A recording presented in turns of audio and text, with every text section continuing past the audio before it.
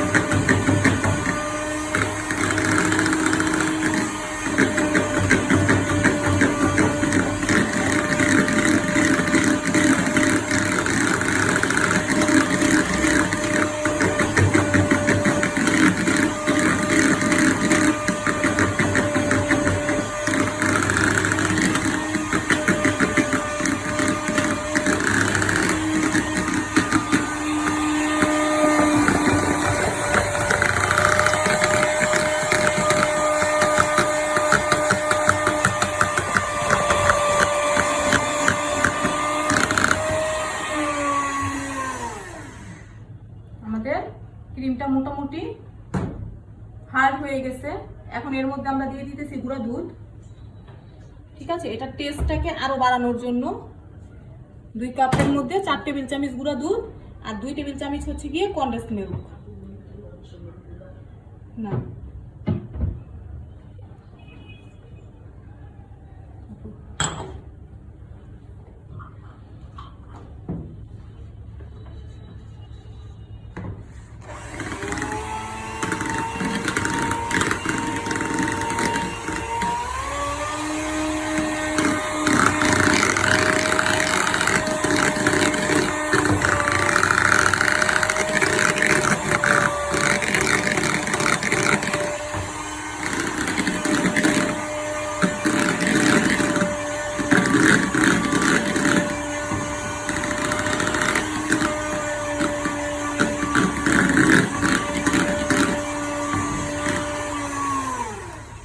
আমি আর স্টিফ করব না, কারণ হচ্ছে গিয়ে ফিনিশিং ভালো আসবে না।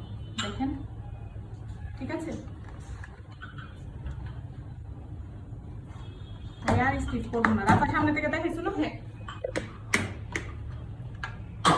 এটা হচ্ছে গিয়ে আমি এইভাবে রেখে দিব, কারণ একটু পরে আবার যখন আমরা সুইস রোলের মধ্যে এটাকে দিব তখন আমরা ডিপ্লোমেট ক্রিম দিয়ে এটাকে আরেকবার মাখায় নিব। এটার জন্য এটা আমি আর ধুইতে দিলাম না। এখন এই দুইটা সহকার আমি এভাবে, দেখেন এটা কত সুন্দর হয়েছে। কেকের ফিনিশিং করার জন্য এটা পারফেক্ট। এই যে দেখেন, ঠিক আছে? এটা আমি এখন নর্মাল ফ্রিজে রেখে দেবো। রাফা, এটা একদম রুম টেম্পারেচারে আইসা পড়ছে, এটাকে আধা ঘন্টার জন্য ডিপ ফ্রিজে রাখবা, তারপরে বের করে নর্মাল ফ্রিজে রেখে দিবা।